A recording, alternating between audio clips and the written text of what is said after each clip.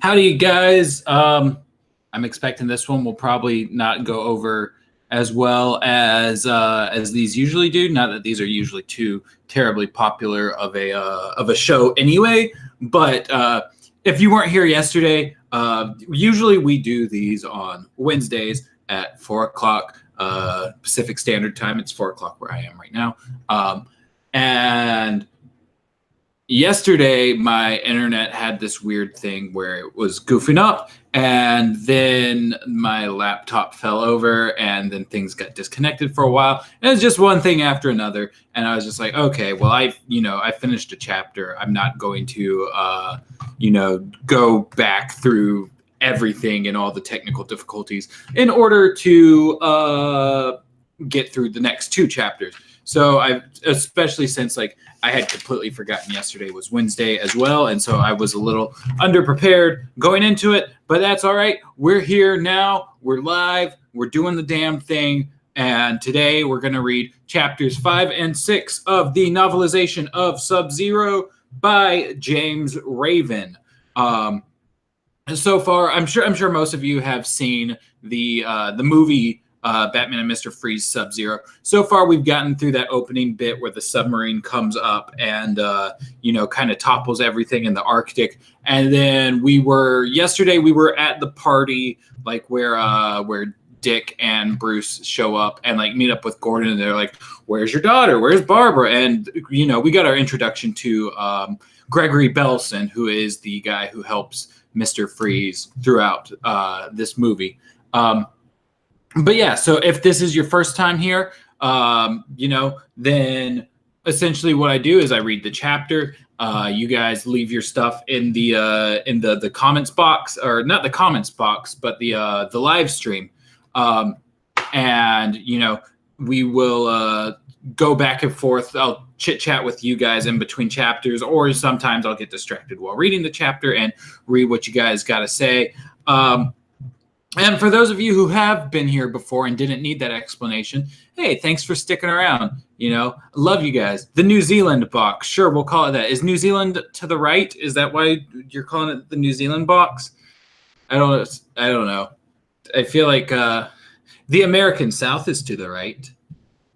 But bad jokes. But anyway, we're going to kick it off with chapter 5. I totally forgot, though. I told you guys when we were doing chapters 1 through 3 that I would show you the illustrations that they do for these books, and I did not show you the one from yesterday. Hold on, let me pull my camera back up instead of the chat so that I can see.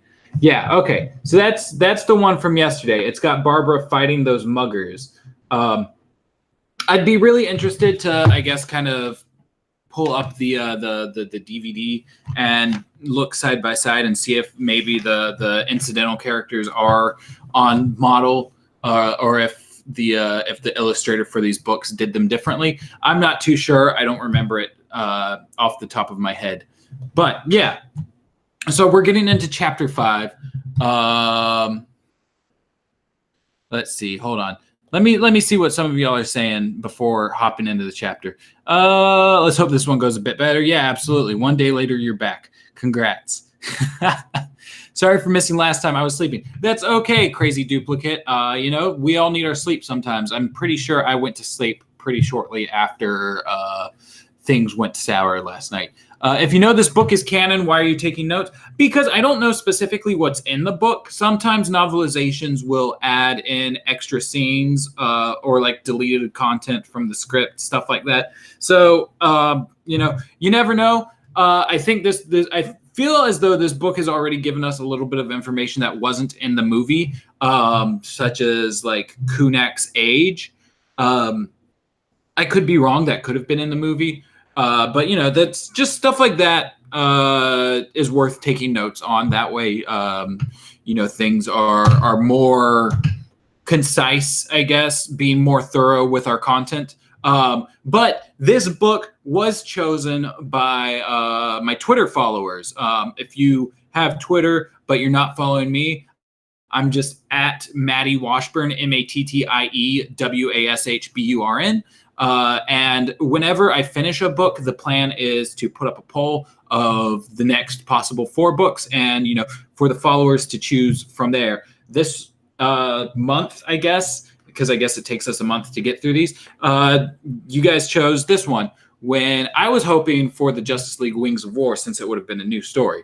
But it is what it is. I try to keep the people happy. As we read today, I want everyone to remember that all of this happened because someone didn't drive their submarine responsibly. Absolutely. The Lesser Australia. Happy Thursday. Yeah, no whammies today, please. With great submarines comes great responsibility. I think I got banned from Twitter for doing nothing. That's surprising because they do not ban people for doing things that should be bannable offenses. And there we go. It looks like my internet is starting to goof. Hold on. I've got... because I'm actually uploading the new vanishing point, so let me put a pause on that, just in case. Or at the very least, there's so many files, I'll just stop one of them and then leave the other one to go. That should help things out. Nope, hold on. Okay, so I have just stopped the vanishing point upload. So hopefully, sorry, James, I'll upload them like as soon as they're ready. I just recorded Vanishing Point before coming into this, and my camera shut off halfway through, but I didn't know it because my camera doesn't give me any kind of beep or anything. So I got all the audio, and then I had to you go back in and lip sync, essentially. No, I had to re-record the whole other half of it. But it is what it is. New Vanishing Point is going to be about Catwoman. Essentially, Vanishing Point's just my vehicle to Timeline Batman the Animated Series. If you guys haven't figured that out yet, because it's too confusing to do all as one singular timeline video. But yeah, so we're just gonna hop in to chapter 5 of Batman and Mr. Freeze SubZero. Dr. Gregory Belson jammed the gas pedal of his Porsche to the floor. The powerful engine roared. He drove like a man who was trapped, as if by driving fast enough, he'd escaped the net of fate that was slowly closing in on him. His neck grew sweaty. His arms and back were soaked. Vomit on his sweater already. Mom's spaghetti. Was it the heat wave which seemed endless? Or was it panic at the thought of the ruin that awaited him if he didn't pay off his debts tomorrow? Belson set the air conditioning to high. He flipped the radio on, only to hear that temperatures would be close to 100 again tomorrow. A glance out the window showed a landscape as parched and dry as his future. Everything was wilting in the heat. Everything in his life.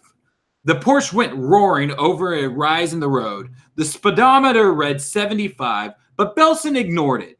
He was on a lonely country road. No one was out here to get in his way. Then a strange thing happened. As the car came down from the rise into a small valley, the doctor felt as though he'd entered another world. The entire landscape was white. Belson stared out of the window, his eyes wide. White flakes were falling from the sky. Was it volcanic ash? Some kind of natural disaster? The car fishtailed and Belson fought to control it. It wasn't ash on the road, he realized. It was ice. The valley was blanketed in 2 feet of snow. This is impossible, he whispered in shock. Belson's head was swimming. He'd gone from a sweat-soaked oven to a winter wonderland. Now he was shivering uncontrollably. Belson slammed on the brakes, but the road was one endless sheet of ice. His eyes bulged with terror as he skidded left and right. Frantically, he spun the steering wheel, but it made no difference. He had lost control. A huge snowbank loomed ahead. He gripped the wheel and closed his eyes. The Porsche slammed into the frozen wall. The impact lifted the car onto 2 wheels, and it skidded for another 100 feet. The Porsche balanced on its side for a moment.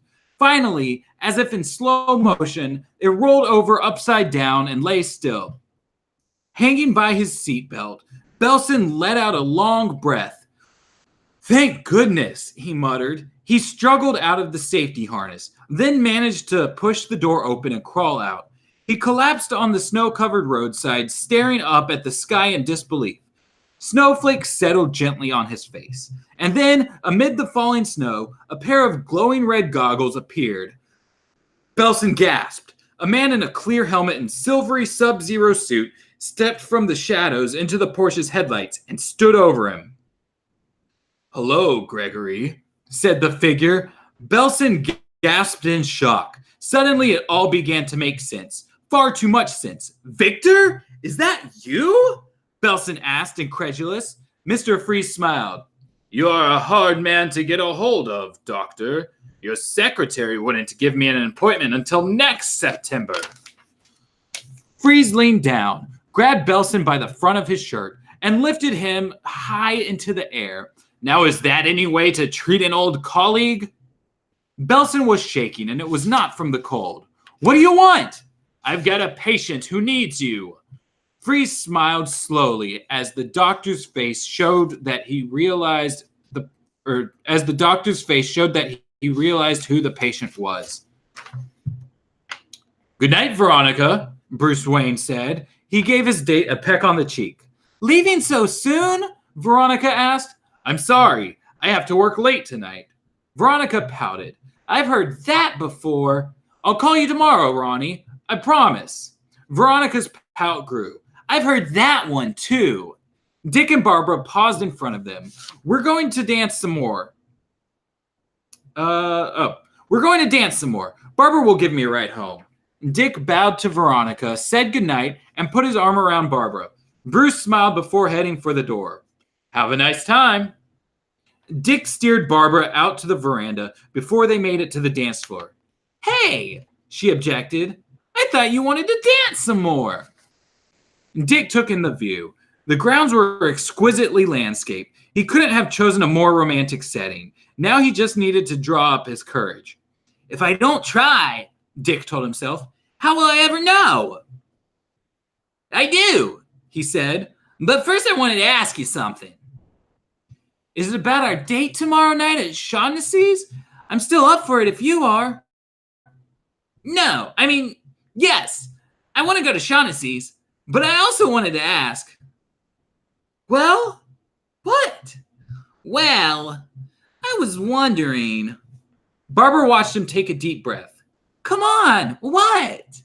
Finally, Dick blurted it out. "Do you want to go up to the coast for the weekend?" "Sure," Barbara answered. Teasingly, she added, "With whom?" Dick turned sharply. "With me." "Oh!" She gave him one of her heart-melting smiles, then looked the other way. "There's a jazz festival up in Rockport.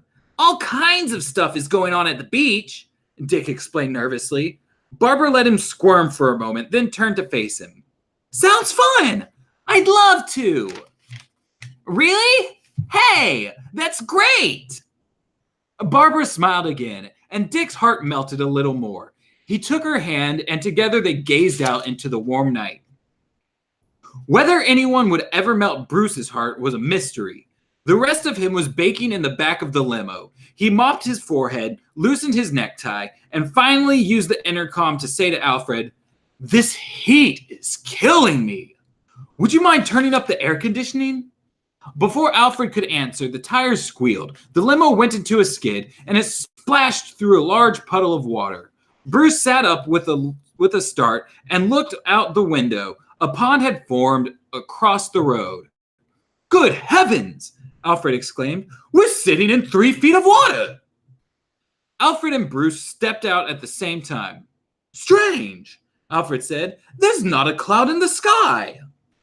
A car lay upside down on the side of the road. Bruce and Alfred waded through the water to investigate. The car was empty, but the registration was tucked into the visor. Bruce leaned down to read it. "What's the name?" Alfred asked. "Belson," Bruce said, turning to look at Alfred. "Gregory Belson." "Drop by drop," Mr. Freeze said softly. "Drop by drop, my dear Nora. We shall save you." He watched Dr. Belson squeeze liquid from a dropper into a test tube. Freeze had painstakingly wired Nora to a new machine, then carefully transported her to this lab somewhere outside of Gotham City. Now, Nora lay on a table, medical instruments monitoring her every function, as Freeze awaited the prognosis of the world's foremost doctor of cryogenics. I will destroy Gotham itself if necessary to save you, Nora, Freeze went on. Saving you is all I wanted to do when I put you in suspended animation in the first place. For that alleged crime, they stole everything from me. My health, my work, my genius. They tried to take you away from me too, but they haven't killed you yet. If I can't save you, I have nothing more to live for. The walls were covered with ice. Belson's breath came out in white clouds as he shook the test tube. He observed the color of the solution closely. Leaning against the table, he rubbed his eyes. Then he gave Freeze the news. It's not good. When her... okay, that's still the quote. It's not good. When her containment vessel ruptured, her disease relapsed. He looked up at Freeze, took a deep breath, and added, She's got a couple of weeks at best. Freeze's fury burst upon Belson. He grabbed the doctor by the front of his shirt. How dare you? Belson tried to keep his cool. Don't shoot the messenger, Victor. I'm just telling you like it is. Nothing can save her now, short of an organ transplant. Then do it, Freeze commanded, letting go of Belson. Impossible, Belson declared. You'd need a compatible donor, and the waiting list is a mile long. We never get the organ in time. Freeze leveled his ice gun at Belson. I have confidence you'll find a way, Gregory. Belson took a gamble. Don't threaten me, Victor. I'm the only hope she's got, and this will cost you. I mean, the kind of service we're talking about here doesn't come cheap. Freeze's eyes were cold. Colder than any place Belson had ever been. The doctor shivered for a moment, but then Freeze smiled. He said, Gregory, I see you haven't changed. Belson sighed inwardly with relief. His bluff had worked. Freeze reached into his belt, drew out a large nugget, and dropped it into Belson's hand. Belson stared at it in amazement. The nugget glinted in the computer's blue light. He wanted it so much, he began to salivate. He slowly lifted the nugget and whispered, Gold? Freeze nodded, taking the nugget back. Now, are you ready for a visit to Gotham General Hospital? To an observer in the street, it looked as if the doctor was burning the midnight oil on the top floor of the hospital. All the windows were dark except for one office. A doctor was working late, but he wasn't on the Gotham General staff. He was doing research for a very special outpatient, so far without success. He stared at a computer screen filled with data. At the bottom of the screen were the words, Search completed, no match. Gregory Belson swiveled in the office chair and gave the news to Mr. Freeze. There aren't any available organs. Freeze strode to the desk and studied the screen, pointing to some names. He said, What about these?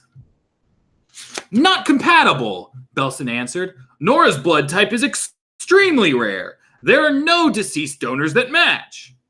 Freeze repeated the word deceased. He leaned against the desk, his face set in grim thought. When he spoke, his words made Belson draw in a sharp breath. Then we'll have to use a live donor. Belson gasped. When he finally found his tongue, he cried, Are you crazy? They'll die. I know, Freeze replied evenly, but it's either them or Nora. Belson looked up at Freeze in disbelief. You're serious, aren't you? He shook his head slowly. Unbelievable.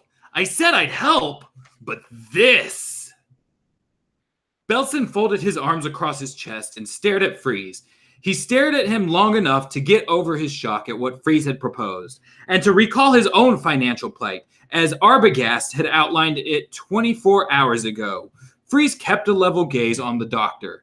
When Belson finally spoke again, his voice had the same even tone as Freeze's. This is going to cost you more than one gold nugget. I mean, the risks involved? Freeze placed the gold nugget on the table in front of Belson. He spoke in a low voice, rich with temptation. This is but a small sample from a large vein I discovered in the Arctic. You do this, and it's yours. All of it. Belson caressed the gold nugget once again. As he put it back on the table, a brief smile crossed his face. He rubbed his hands, laced his fingers together, and cracked his knuckles. And then he began typing on the computer. Freeze watched closely. The hospital files list every blood donor in Gotham, he said. The list flashed down the screen. He traced it with his finger. I'm screening for Nora's blood type. We also need someone who's approximately the same weight and height and female. Belson's finger stopped on a name. Here's one. She's perfect. Freeze leaned in with anticipation. The screen read, Barbara Gordon. So that's the end of chapter 5. In between chapters on these live streams, usually I go and plug information into the, we have a DCAU canonicity and timing spreadsheet that James and I put together forever ago, maybe even before we started doing Vanishing Point, as a way to kind of help us keep things in check. And so that's got columns for like different kinds of information. The first column is for appearances of like characters. No new characters showed up in this chapter that weren't in other chapters beforehand. So there's nobody that I need to put in there. The next column over is for like stuff that shows up that could make it non-canon. Since this is a novelization of a movie that is 100% in canon, there's not necessarily going to be anything along those lines. However, I do think, because they mentioned that Gregory Belson has a Porsche, and I want to say that in the movie it's not a Porsche, but maybe a Jaguar. I know DCAU Resource has, so DCAU Resource on their website's timeline. I knew that they had mention of it, and I just pulled it up, and it does say that in the movie that it is a Jaguar. I don't 100% remember if that was mentioned like out and out, or if it's maybe just a guess by them. But I think I'll just put it in the notes under the non-canon, like just in case. Gregory is said to have a Porsche, but in the movie it seems to be a Jaguar. So yeah, stuff like that. Once again, that's not going to take this out of canon by any means at all. Like, we can easily just assume that the novelist got the the wrong kind of car, and it is what it is. Then our next column over is like references to in-show events. Since this is a novelization, it's going to be the whole book. Next column after that is like mentions of time. Mr. Freeze said that he couldn't get an appointment till next September.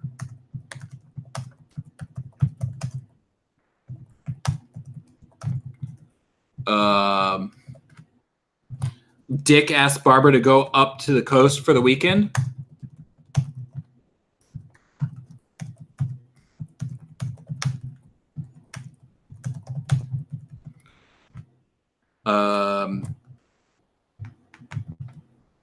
Then it was said the hospital scene is the day after the party scene. Those are the only mentions of time that I remember off the top of my head. There might have been another one, but I don't recall. Then the next column over is for anything that has a concrete introduction. That way we know that like this has to happen after that. So like say like Clayface first appears in Feet of Clay. So if Clayface showed up in this, then we would know it would have to come after Feet of Clay. But there's nothing really like that except for like Mr. Freeze, Batgirl, that kind of stuff. I'll just put those in here just to be thorough. Pop culture references. There was the Porsche, which I guess is technically like could be considered under pop culture. That was mentioned in yesterday's chapter as well, though. So I put that note in yesterday's chapter, which I didn't do on stream yesterday. I did right before this stream. That way you guys wouldn't have to sit through me doing that chapter's notes. Weather. It was said that it was 100 degrees out.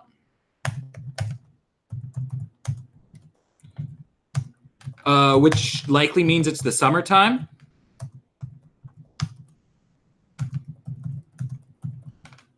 And then there's one more column for like any other clues that could come up. James is better at finding those than I am. Like he searches down like the different costumes and all that kind of stuff. But I can't think of anything off the top of my head that would have worked as another timeline clue. So, that is what it is. And it's time to hop into what you guys have been saying throughout the last chapter before we hop into the next one. Oh,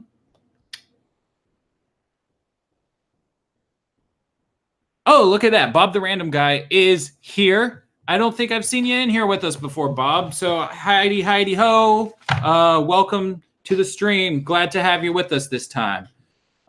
James said, wow, about something.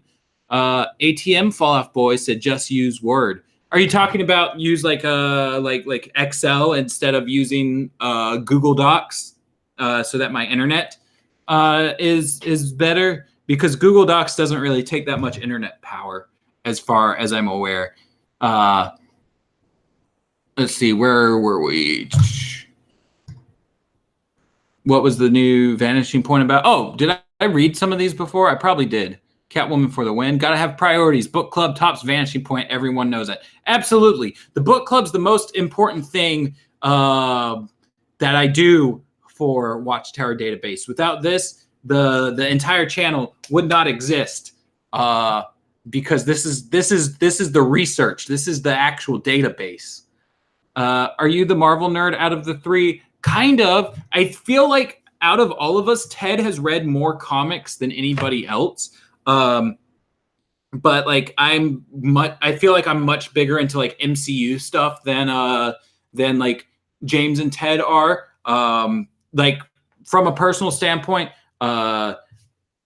probably the hype for Avengers kept me from killing myself legitimately. That might be a story to talk about at some point. I may have talked about it on here before, but maybe doing like an actual video on it would be an interesting topic. This is way too much description for just this normal guy driving. Yeah, they do that sometimes, but I feel like the description given in this book so far feels a lot more natural than Golden Opportunity did. That was a shit show of a book. Now we finally know exactly how far Belson's car swerved. That's why we do this. Oh, was I supposed to make a note of that, James? Just wait for the Alfred blows his nose scene. A SubZero suit, you say? Yeah. Should I call it? Should I make a note that it was called a SubZero suit? Let me do that. Let me just put that in other clues. Freeze's suit is called SubZero suit. Just to make you happy, James. Does the text emphasize next September like how you said it? Freeze doesn't accent that word in the movie. I wonder if that's a sign the movie is in September. So no, so the way that I have the way that I've kind of like figured out the movie, it seems to take place in early summer, and so I imagine that like when he says that, it's supposed to be like this September is coming up in a couple months, but I'm not able to get an appointment with you until next September. You know, Dr. Freeze doesn't smile, not canon. Great Lauren Lester impression. My Lauren Lester impression is kind of my Sonic the Hedgehog, but like toned down a little bit. But I honestly wasn't thinking I was doing too good with it, but I'm glad that you are appreciating it. I wish Alfred showed up in more episodes of the Justice League. That would have been cool. Some of these scenes were definitely not in the movie. Dick/Barbara dialogue was different too.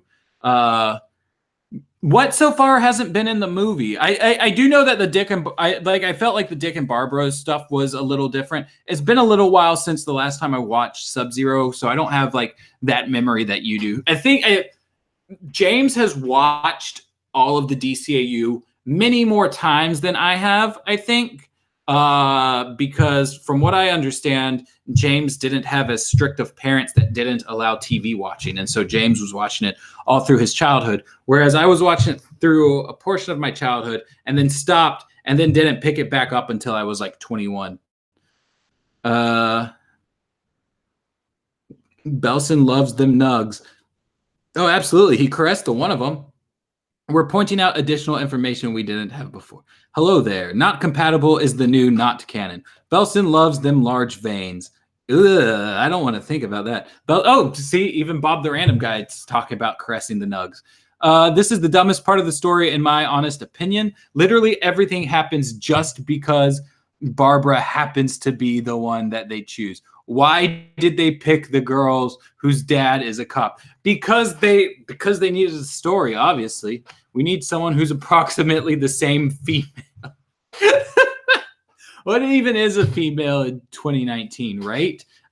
Just for anyone who's coming into the stream and doesn't know who I am as a person, I am not one of those people who actually says that. I was saying that ironically because there was a guy who left that comment in our Trivia Tuesdays Ladies Night video a while back, and like just that kind of stuff's not cool. But yeah, so he's a dummy, and I was just kind of making that joke to make fun of him because James set me up for the joke. Maddie Washburn says trans rights. Can you ask James/Ted to make a Seal Boy Legacy comic, please? Hey, James, I see you're in here. Make a Seal Boy Legacy comic, please. It was possibly just fleshed out to make the book a bit longer, and the extra dialogue is kind of like deleted scenes from the movie. Yeah, exactly. That's what I was saying earlier. The amount of weeks Nora has to live. Oh, yeah. That was mentioned. I don't think that's as I don't think that's as important for the timeline notes. Just because like she obviously gets fixed before then, so it doesn't help us out with too much. Hello, Bob. I'm not Bob. You're Bob. You're ATM fall off Bob. Oh, hey, that boy is here now. Do you have anything to say regarding the font the book is printed in? Is it? I think it's just Times New Roman. I don't know. What do you got to say about that boy? It's probably between July and September. Yeah, I know that's what the movie tells us. I'm just wondering if the word next was italicized bold. Oh, hold on. Let me go back and look. I don't think it was. I think I was just putting my own emphasis on it. Let me just double check that for you, James.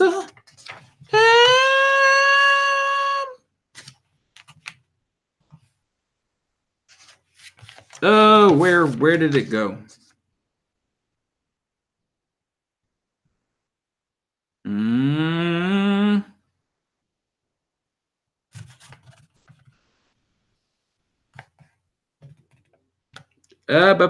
No, it's there's no italicization or anything like that.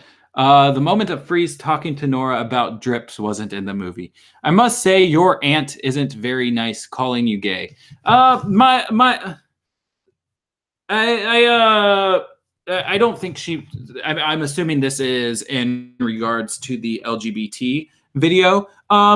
So calling someone gay isn't bad so long as you're not trying to be derogatory.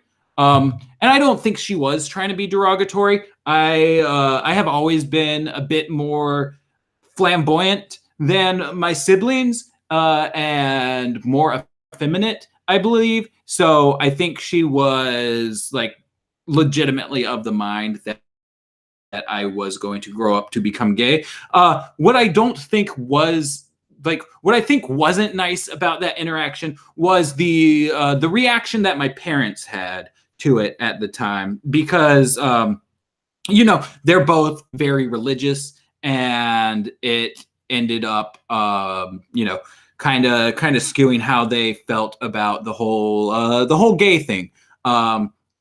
So I don't think my aunt meant any harm. I actually just saw that aunt a couple weeks ago whenever I went down to Florida and Georgia for vacation.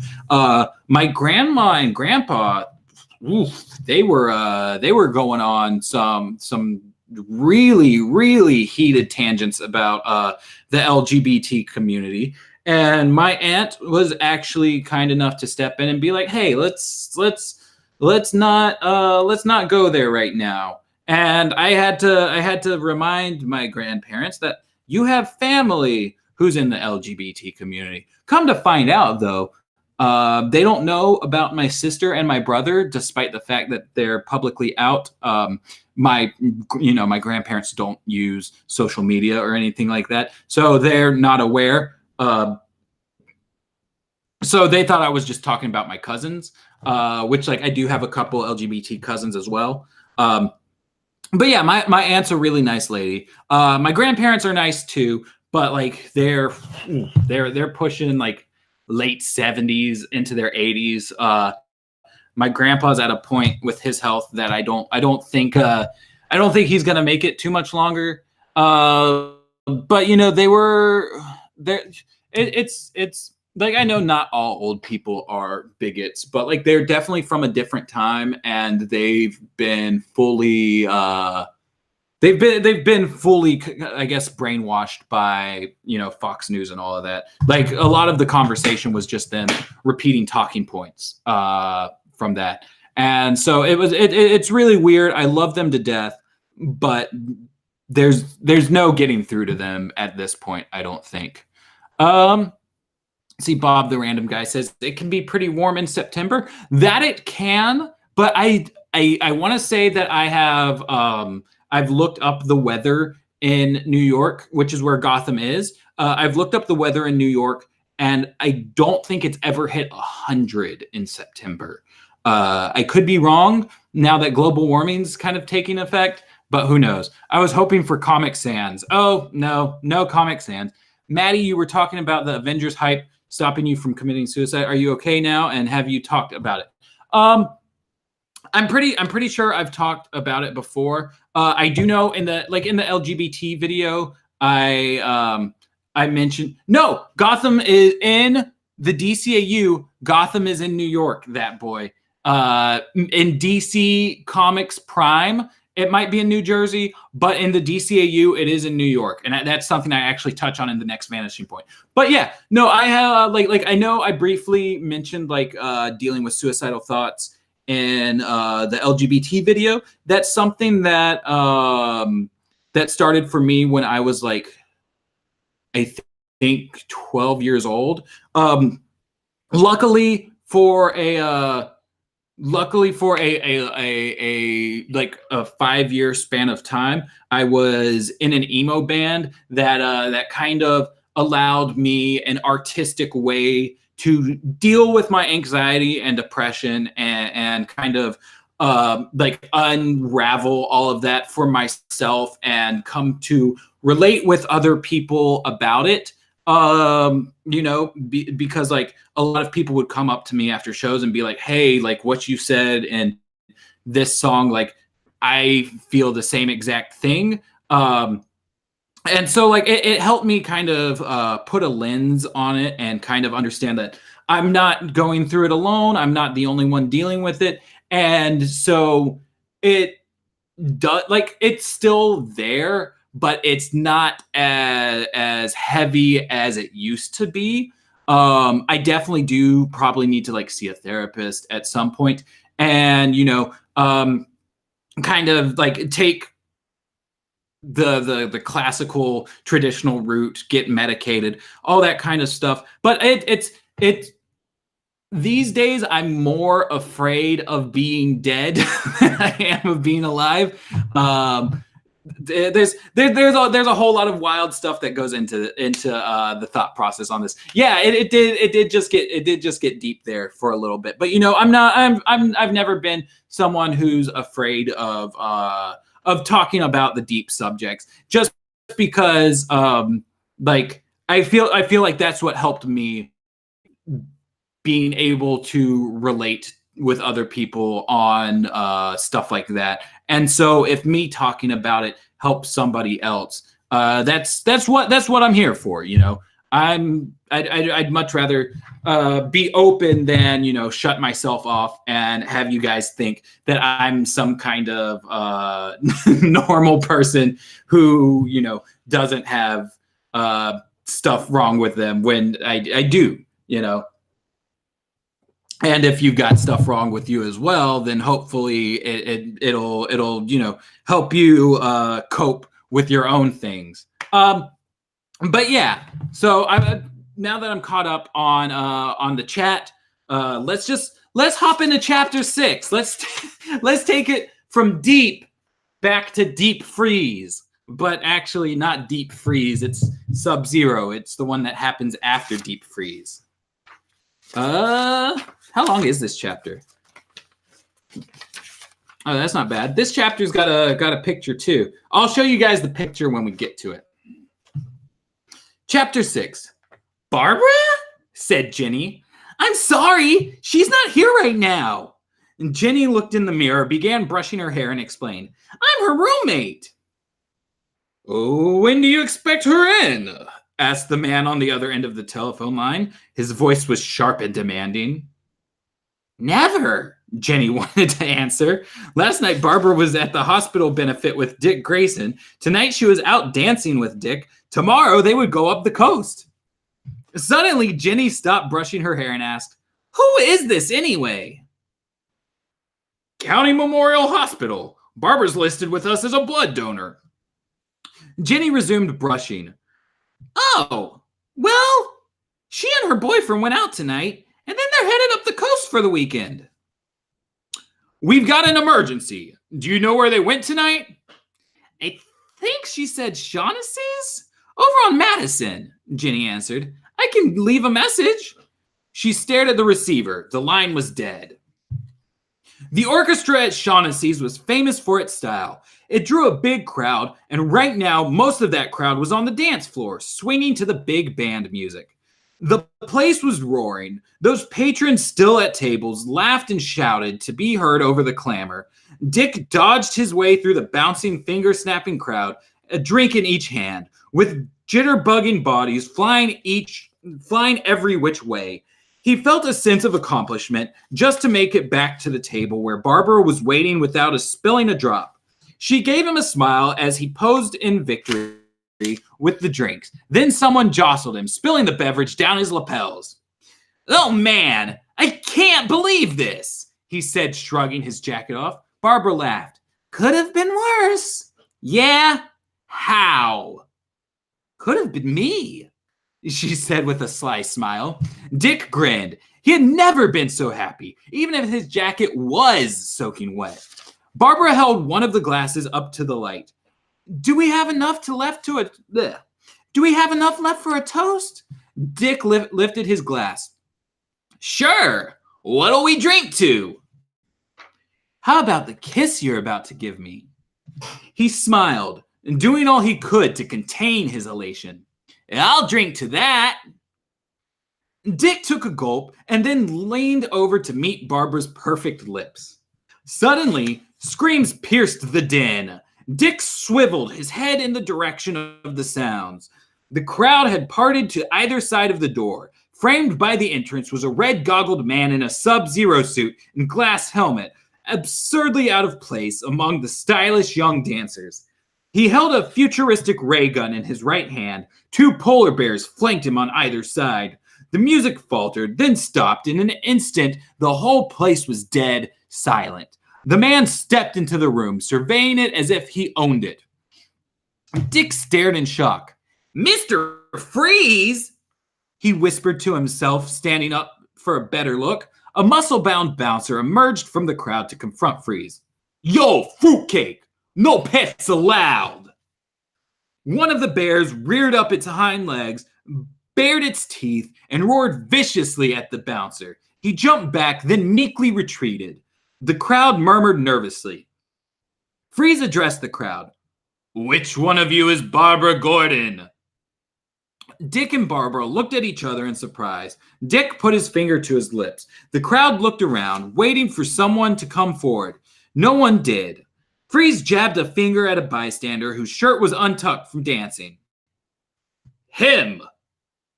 A polar bear bounced on the man in a single bound. The bear pinned him down to the floor and bared its fangs an inch from his face. The crowd gasped. "Please, no! Get him off of me!" the man begged, bear drool stinging his eyes. "I'll ask again," Freeze said, his voice full of icy resolve. "Which one of you is Barbara Gordon?" Did they specify it's wine? No, James, they did not. They just called it drinks. But, yeah, no, it is what it is. Barbara glanced at Dick, then back at Freeze. She strode up to Freeze before Dick could stop her. "I am! Let him go! Barbara, no!" Dick whispered urgently. They keep putting these exclamation points like right before saying whispered, and it's throwing me off, man. And it's like I'm doing the most, and then it's like you were supposed to whisper that. Without a word, Freeze grabbed her wrist and jerked her toward the door. She could not break the superhuman strength of his grasp. Dick leaped into action, his eyes flashing with anger. He plowed through the crowd, jumped onto a table, and launched himself at Freeze, striking him squarely in the back with both feet. Freeze went crashing into a pair of tables. His freeze gun skittered across the floor. 2 dancers made a move for it, but they found themselves face to face with a growling polar bear. "Notchka!" Mr. Freeze shouted. "Don't let her go!" The other bear pinned Barbara to the wall. Freeze reversed positions with a table that was on top of him and hurled it at Dick, who ducked. The table smashed into the band's instruments on the stage. Dick came flying at Freeze with a roundhouse kick. Freeze simply caught Dick's foot, lifted him high off the ground, and threw him into the crowd. The crowd screamed. Freeze calmly walked over and picked up his gun. As he turned to fire it, Dick grabbed a plate that was lying on the floor next to him. He winged it like a frisbee. It shattered on Freeze's hand, knocking the weapon away. Freeze glared at Dick in surprise. Dick was already coming at him again. He tackled Freeze at the waist, taking him to the floor. Dick had him down now, but before he could utter a word, a tremendous roar came from behind him. Dick turned to find a polar bear looming over him, its lips drawn back grotesquely. With a single swipe of its gigantic paw, the bear knocked Dick off of its master. Dick skidded across the floor. The bear was right on top of him, going straight for his throat. Dick grabbed a broken table leg and thrust it into the bear's jaws in the nick of time. He watched his eyes growing with panic as the bear chewed through it. "Stop it!"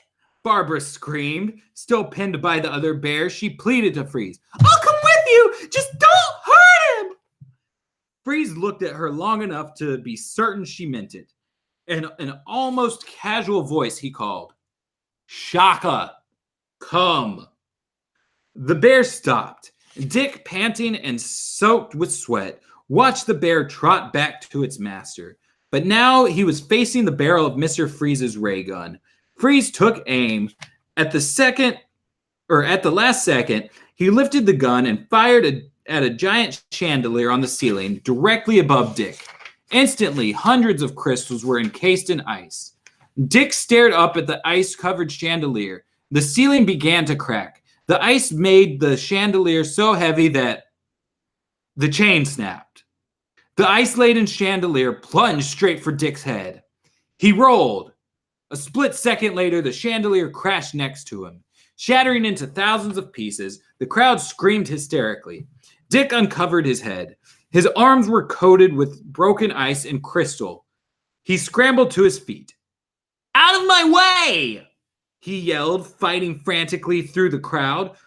But when he got to the entrance, Freeze was nowhere in sight. The crowd jostled Dick as it poured out the doors.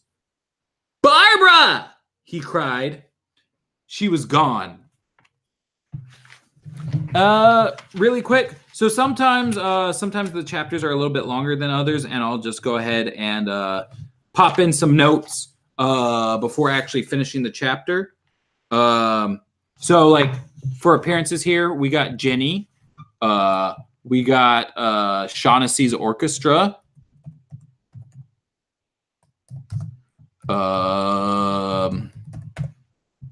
We got that bouncer. I don't. There was also the guy that had the polar bear on him.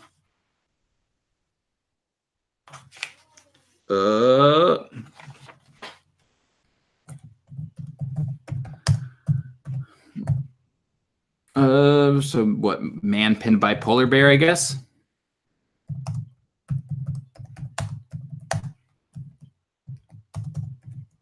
And then I think there was a girl mentioned somewhere.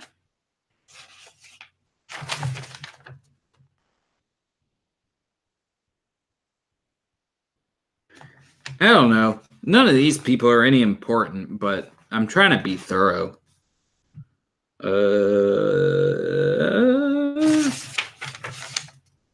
Didn't Freeze grab a girl that wasn't Barbara?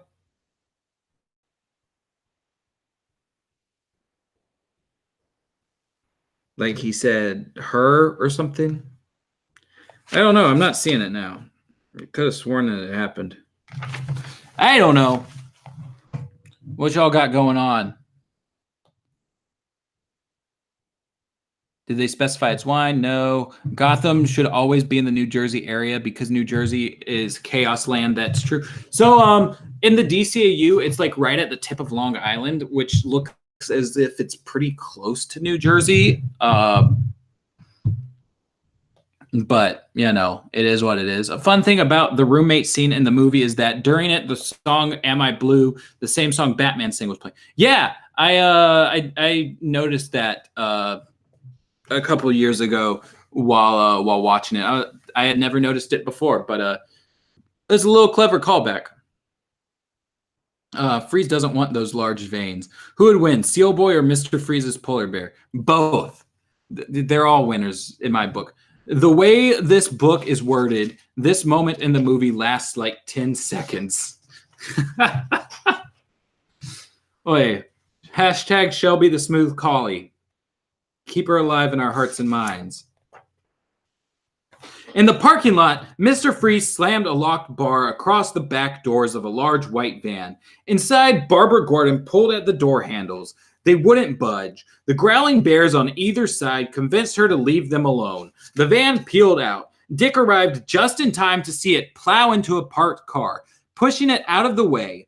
The van spun around, jumped a concrete divider, tore across the lawn, smashed through a hedge, and sped away. Dick dashed for his coupe, but a motorcycle blocked his path. A car had just backed into the cyclist, knocking him off the bike.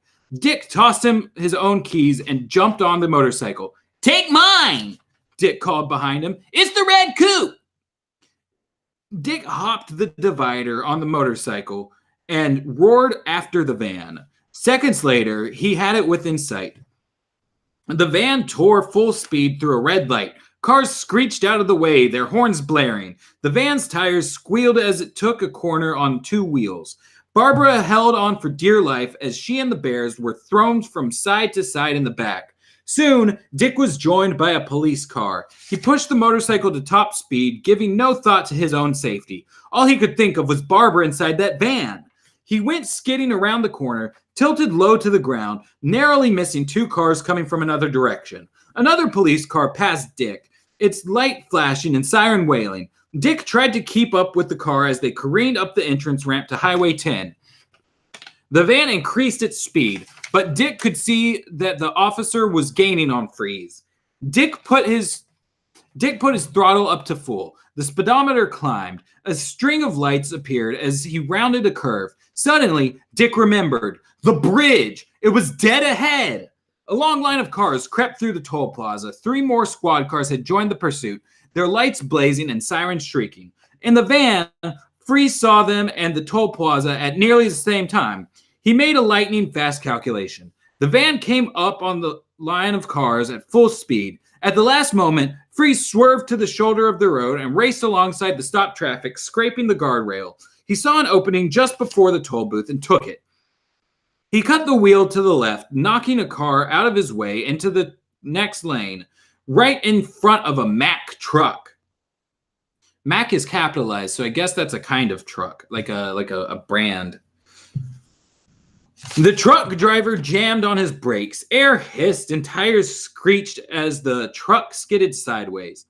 Freeze's van burst through the toll booth, sending the wooden gate flying across the pavement. The van bounced high in the air and landed hard on the ground. Barbara's head was jolted against the inside wall, knocking her out cold. Hold on. I didn't realize this other laptop's not plugged in.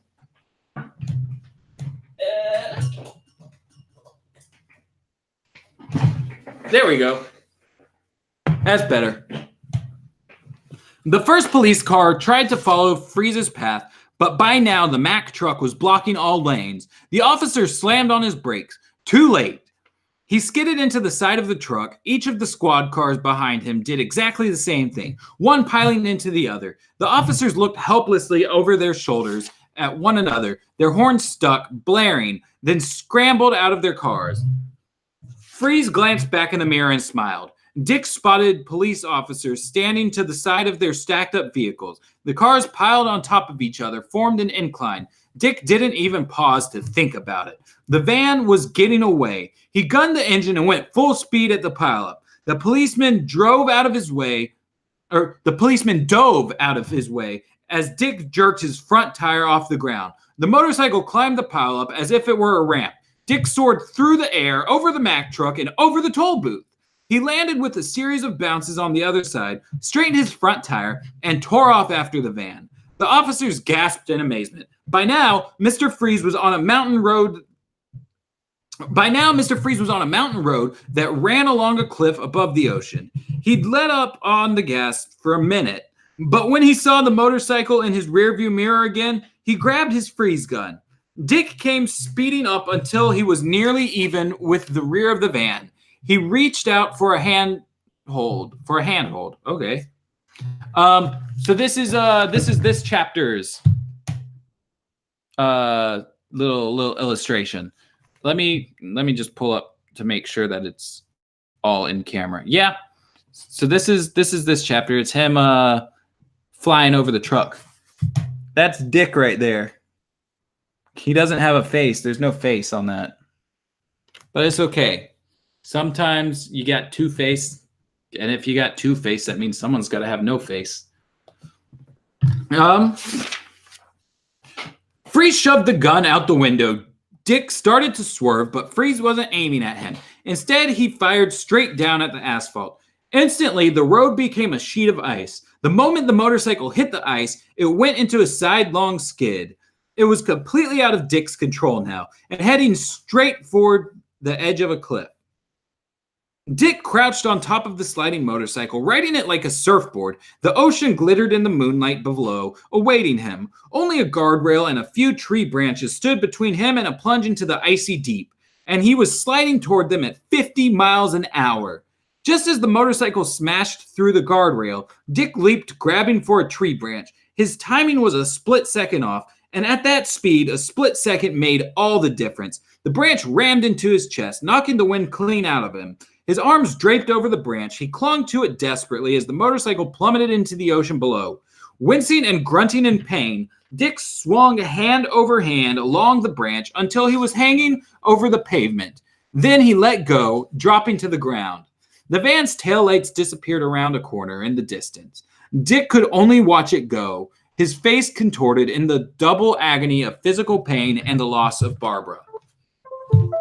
So that's the end of chapter 6. So the only other people we got was a motorcycle owner and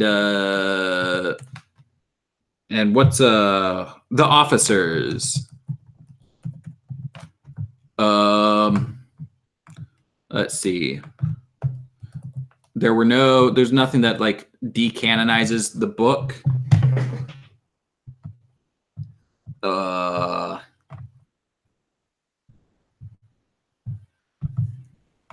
There's no well, I mean, like for in-show events, once again, the whole book is in-show events. Let's see. Mentions of time.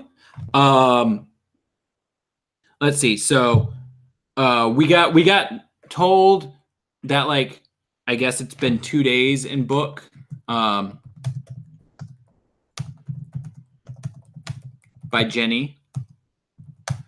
And then like the weekend is like starts the next day. Because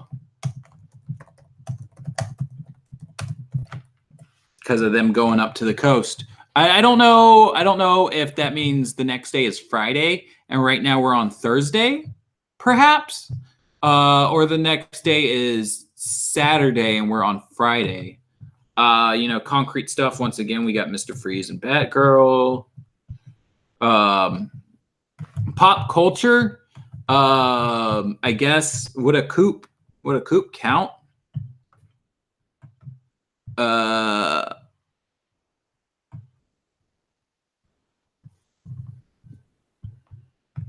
don't know.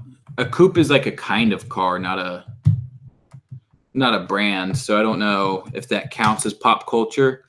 What about like a Mack truck? Mack does look to be, it's got a little R next to it. So Mack trucks are, yeah, Mack trucks is a manufacturer, which they were founded June 11th, 1900. So Mack trucks, the company, exists in the DCAU. Mack trucks, founded June 11th, 1900. Oh, I forget the numbers on this keyboard are kind of goofed up. 1900. There we go. Weather's not mentioned. No other clues that I can think of off the top of my head. So let me format the text wrapping. Boom. Yeah. So that's the 2 chapters for today. I'm down to hang out and chit chat for a little while longer. So long as you guys got some stuff to talk about. I'm gonna grab some water. That way, you guys can drop some stuff in the chat box if there's anything you guys wanna chit chat about. And I will be right back to talk with y'all. Hold on a second.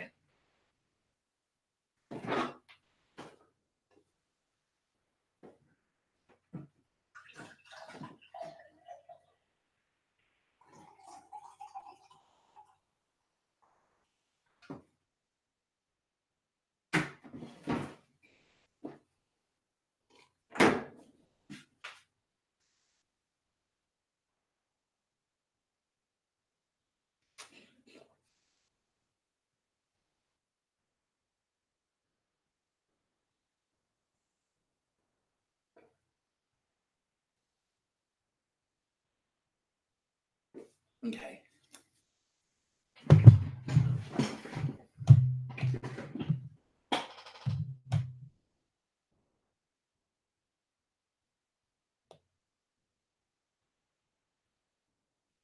Pretty sure. Let's see. That boy says, pretty sure Mack is a manufacturer. Yep, that is now canon to the DCAU. since Hal Jordan is now canon, does that mean the Green Lantern animated series is? Because there's kind of the same style.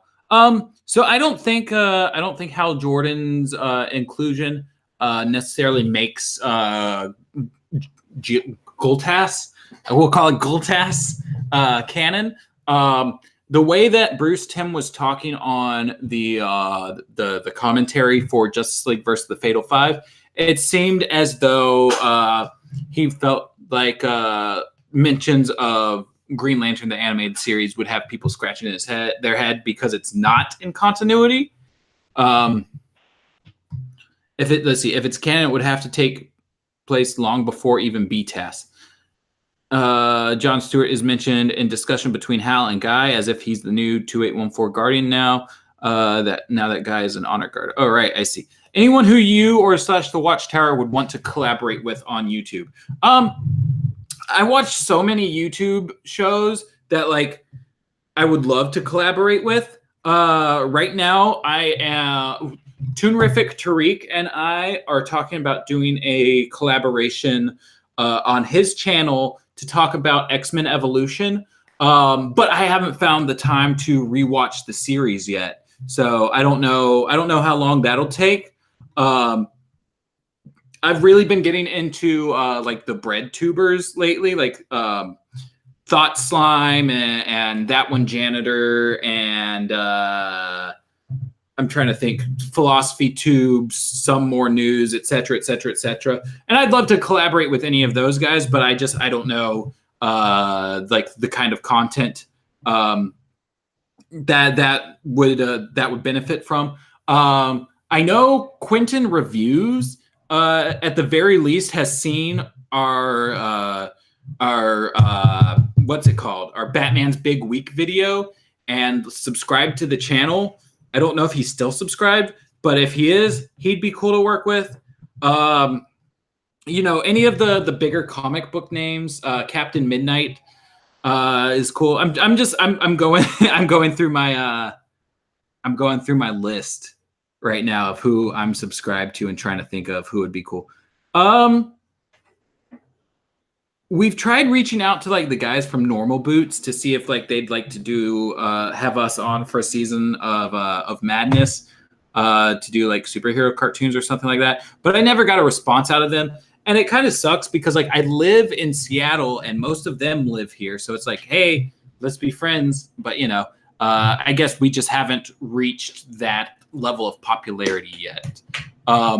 It's still a good show. It's just, in my view, not meant to be DCAU. Oh yeah, that's still about Green Lantern, the animated series. Can you guys collaborate with Comic Drake? So Drake actually did a voice for us in the Black Heroes Matter episode that we did. And then I came over and did a voice in his Punisher one that he did about like whether the Punisher would be okay with cops using his symbol. I did write a script for Drake at one point, but he hasn't made the video yet. So I don't know what's going on there. I definitely need to give him a call. But like Drake and I are actually kind of buddies. But it's we're both, just being a YouTuber is such a busy schedule that like trying to figure out collaborations is so difficult. That's like I feel like a lot of what we do on Watchtower is already technically collaborations, because like if you think about it, like I could be putting out DCAU content on this channel, and James could be putting out DCAU content on like his JTS Entertainment channel, and Ted could be putting out his graphic content on his own channel, and yet we all come to Watchtower Database and do our thing there, and like make videos that like follow a plot line and everything, despite the fact none of us are in the same room as each other.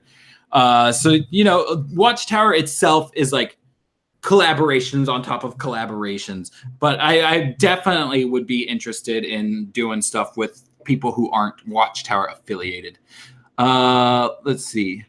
X-Men Evolution is my favorite X-Men show. It was mine for sure. but it's been so long since I've watched any of them. I remember really liking Wolverine and the X-Men, and I fondly remember the 1992 X-Men, and I've tried to go back and watch it a couple times, but I can never get past just how 90s it is. Some More News is great. Yeah, Some More News is freaking fantastic. Are there any Godzilla references / giant monsters in the DCAU? Probably. I don't remember off the top of my head, but it's possible. The Ink Tank / Kuro the Artist make similar videos to Watchtower Database just for Ben 10. Not sure whether just the Dwayne McDuffie connection would work for a collab. I'll hold on. Like while I'm on here, let me just look them up. Oh wow, these guys have 163,000 subs off of Ben 10. Why do we do so many more cartoons? There's like 7 cartoons in the DCAU. Why do we not have 163 subscribers? The Ink Tank and Kuro the Artist. Kuro the Artist. I looked up Kuro the Artist and it just gave me the Ink Tank. Oh, they're the same person. Okay. Got it. Can you review the 90s Marvel animated universe? So we're talking about, I don't know how much I can tell you, but we're talking about potentially expanding our scope at some point in the future. And so like talking about the 90s Marvel animated universe or animated universes, because that's officially, there's multiple of them. Like, despite the fact that they all kind of cross over with each other and kind of have connective tissue, they're not all canon to each other. But looking into them is definitely part of something that would be part of the expansion plans. It just all depends on like when we can do it. Like the upside of us doing just DCAU stuff right now is that it's all stuff that like the 3 of us have soaked ourselves in for years and years and years. But like switching gears and doing like the Marvel shows, like we would have to watch all of those shows, which Jesus Christ, that's like a lot of content, and take notes on all of those things and be like thorough with those notes to the point where the content we put on that would be up to the same standards that we do our DCAU content with. And since we're not as familiar with those shows, getting the same like the same level of quality is going to be a difficult challenge in expanding. So, you know, we do want to do it. We do want to do it, but it's gonna take some time. Kuro the Artist is related to an alt-right dude named Just and Robot, so I would stay away from him. Ah, gotcha. Okay. Yeah, I mean, I'll look into that stuff. Like if we were to do any any collaborations, I would definitely want to be careful with who we collaborate with, because the way YouTube's algorithms are set up, I don't want to accidentally push anyone into. There was a piece on this recently, I think in New York Times, about the YouTube's alt-right pipeline, and I definitely wouldn't want to push anyone into that. So it would be important when we collaborate to kind of look into like who we're collaborating with. Like I said, Toonerific Tariq and I are in talks to do some stuff, and he's excellent. I have no problem collabing with him. He did that How to Black video earlier this year, which I think came out like a month or 2 before our Black Heroes Matter video. And yeah, just all around great guy. And definitely have no problem collabing with him. But for like other collabs, we would definitely look into that kind of stuff. Supergirl and Stargirl team up to save Japan during a season 3 episode, I believe. That sounds about right. Are Conons what are Conons? Con-ons. I don't know. What is a Con-on? The name sounds familiar. Which name? Yeah, Kuro's part of the ink tank. There was like rebranding or something. Hairbrushes are cannons. Soaking in the Lazarus Pit. That's next year's April Fool's Day. Are rebranding, focusing on a completely different fandom. No. I think we have an idea for next year's April Fool's. I think. I just got to remember what it is, but I think it has to do with eggs. I'm not too sure. Cannons. Are cannons canon? I think we've seen some cannons before. It's very possible. Well,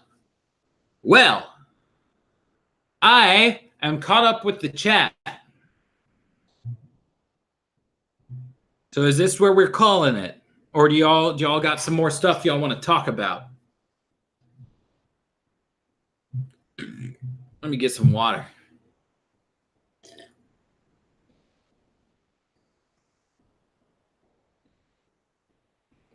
How far behind is my computer screen from like where we are? That's weird. It's hard to know like what you guys have already seen because I'm watching it along with you. That way I can keep up with the chat. And I think there's decent lag on my computer. I'm not sure if it's as laggy as you guys' is.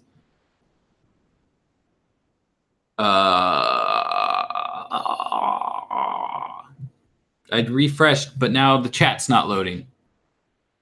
So I don't know if you guys have dropped. I don't know if you guys have dropped more info into the chat or not. Let me pull it up on my phone, maybe.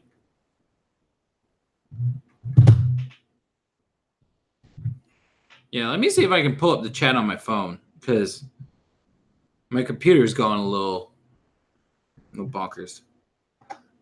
Oh. Would I collaborate with Comic Storian? I don't want to say a yes or no because I don't know him that well. 2.2 million subscribers, though. If he, like, I would say very likely. You don't get. I don't feel like you get to 2.2 million subscribers without kind of playing it safe. Everything that I've seen from him has been, pretty apolitical. So I don't see it being a problem, but I also don't ever see us being a blip on his radar.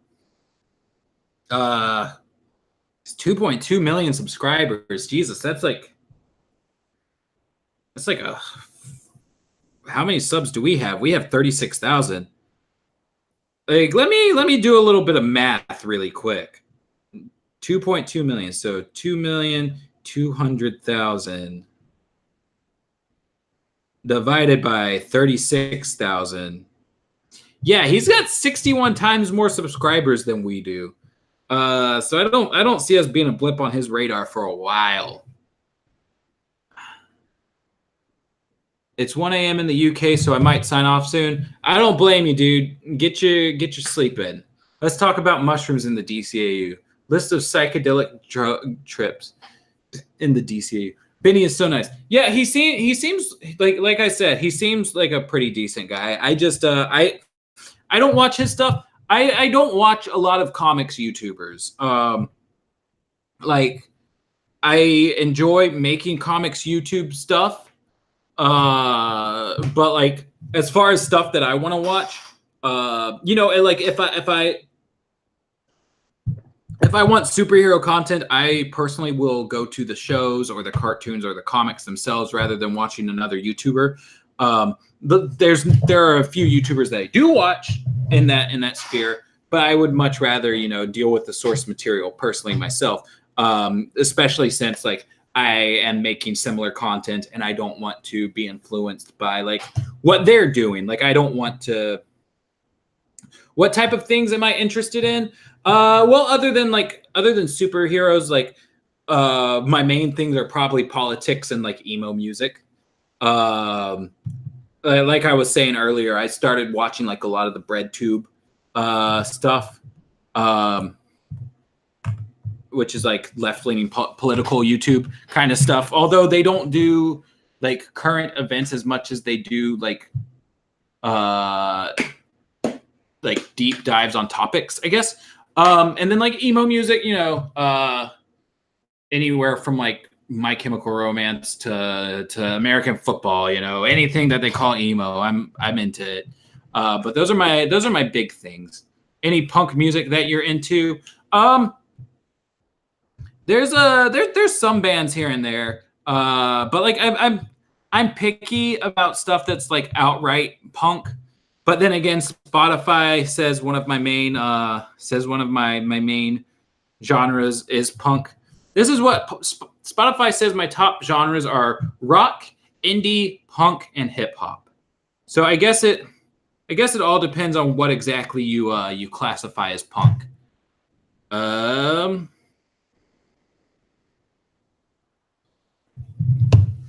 But yeah, I mean, like, I grew up off of like the Tony Hawk soundtracks, so you know, that's my wheelhouse. But I think it's like 5:20, and I need to upload the new Vanishing Point stuff so James can have that to edit.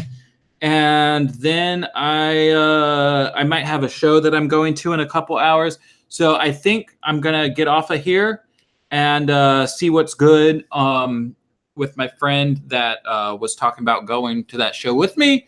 And yeah, so I guess we're gonna call it a day here. I'll be back next Wednesday so that we can do chapters 7 through 9, and hopefully we don't have any technical issues that time. It's great hanging out with y'all. It's wild that like 8 of y'all have stayed through this whole thing. Excuse me. But you know, as always, love you guys. I will see you next week. And you know, if there's going to be any kind of schedule changes, as always, you can hit me up on Twitter for any updates along those lines, at Matty Washburn, or I'll be in the Watchtower Database Discord, which I believe most of you guys are in. But yeah, y'all take it easy. Will my friends canon? Probably not. But yeah, y'all take it easy, and I will see you next week.